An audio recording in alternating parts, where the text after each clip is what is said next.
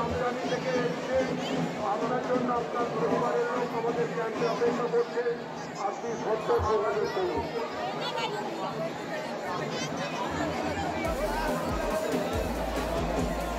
শীতলা মায়ের স্নানযাত্রা। আর আমি দেখো আজকে ড্রেস পরে রেডি হয়ে গেছি। এখন বাজে 4:30। এখন আমরা বেরোবো, মায়েদেরকে কাঁধ দেবো আর তারপরে 7টার পর পুষ্পাঞ্জলি দিয়ে ফিরে আসবো। তবে ফোনটা নিয়ে যেতে পারছি না যেহেতু বেশি ভিড়, তাই রাত্রিবেলার ভিডিওগুলো তোমাদের সঙ্গে শেয়ার করব।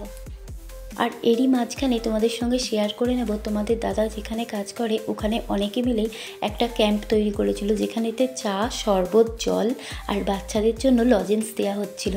এগুলো তোমরা দেখো আর তারপরেই তোমাদের সঙ্গে শেয়ার করে নেব সন্ধেবেলা কী কী ঠাকুর এখান দিয়ে যাচ্ছিল, যেগুলো তোমাদের দাদা তুলে রেখেছে তোমাদের সঙ্গে শেয়ার করার জন্য।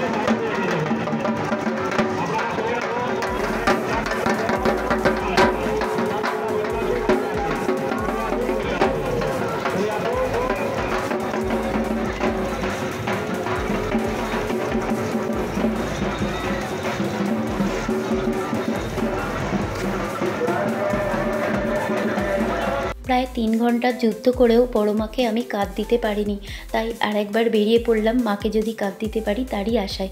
চলো এরপরে আমি কি কি দেখছি সেটা তোমাদের সঙ্গে শেয়ার করি।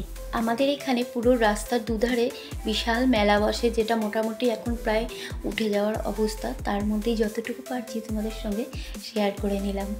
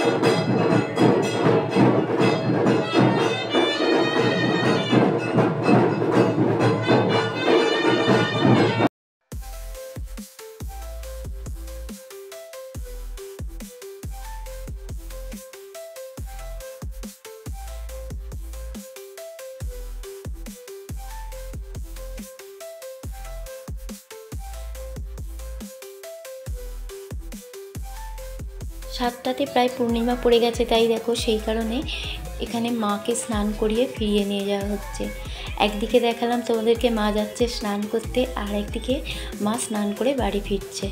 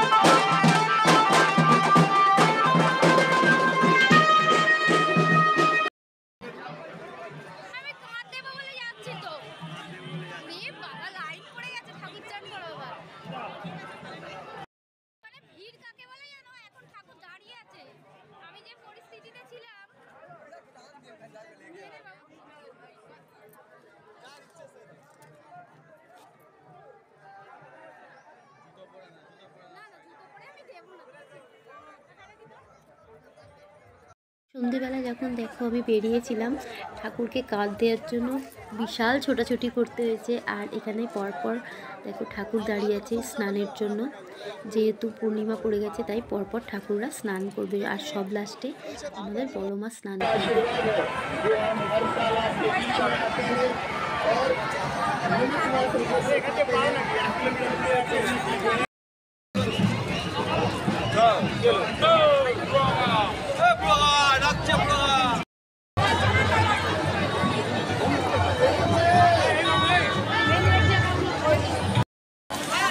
আমাদের সেই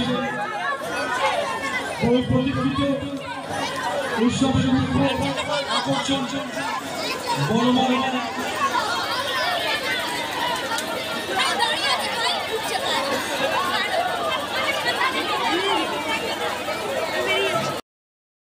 লাস্ট 3 বার দেখো মা আমাকে কাঁধ দিতে সাহায্য করেছে। আর মাকে কাঁধ দিয়ে আমরা এবার বাড়ির পথে ফিরছি। আর এখানে দেখা হয়ে গেল আমাদেরই পাড়ার শীতলা মাকে।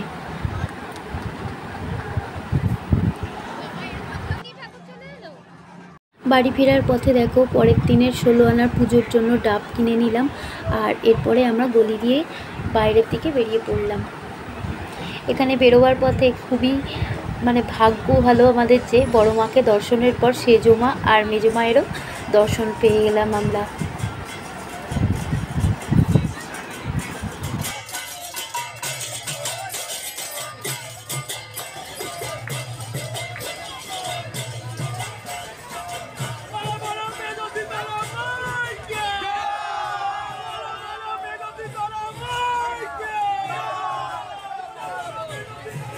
মায়ের স্নানের ব্লগটা আজকেই এখানে শেষ করলাম। আবার একটা নতুন ব্লগ নিয়ে তোমাদের কাছে চলে আসবো। টাটা।